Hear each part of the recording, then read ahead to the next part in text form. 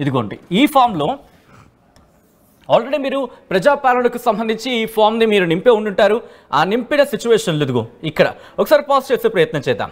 Yes, ఇక్కడ మీరు గమనిస్తే కనుక రైతులకు ప్రతి ఏటా ఎకరానికి 15,000 రూపాయలు మనం గతంలోనే మాట్లాడుకోవడం జరిగింది ఈ అంశానికి సంబంధించి. ఎందుకంటే రెండు సీజన్లు కలిపి 7,500 ప్లస్ 7,500 అంటే దాదాపుగా 7,500 ఒక్కొక్క సీజన్కి ప్లస్ 7,500 మొత్తం 15,000 రూపాయలు.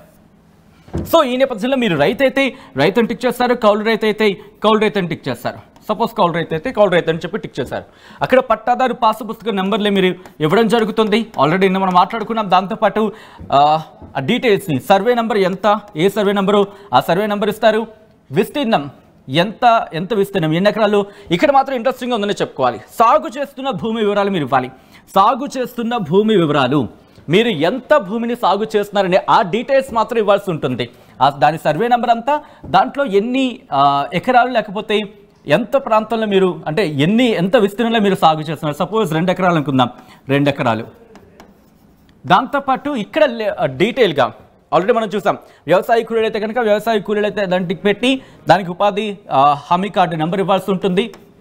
ఇక్కడ ఇప్పుడు కొత్తగా యాడ్ అయ్యే అవకాశం ఉంది. దీంతో పాటు దీనికి డీటెయిల్గా ఏ పంటని మీరు పండిస్తున్నారు అనేది, బహుశా వరి అయితే వరి, లేకపోతే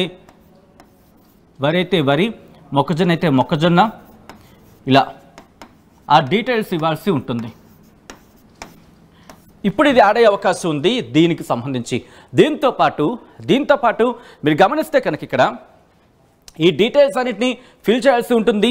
ఈ డీటెయిల్స్తో పాటు ఇక్కడ అధికారుల సర్వేకి సంబంధించి అలాగే శాటిలైట్ మ్యాపింగ్స్ వీటన్నిటి కూడా క్రాస్ చెక్ చేసుకునే అవకాశం కనిపిస్తోంది. అంటే మీరు ఇచ్చిన డీటెయిల్స్తో పాటు ఇక్కడ ప్రభుత్వం దగ్గర ఉన్న డేటాతో కంపారిజన్ చేసుకునే అవకాశం ఉంది. రైతుల నుంచి సెల్ఫ్ డిక్లరేషన్ తీసుకునే అవకాశం కనిపిస్తోంది.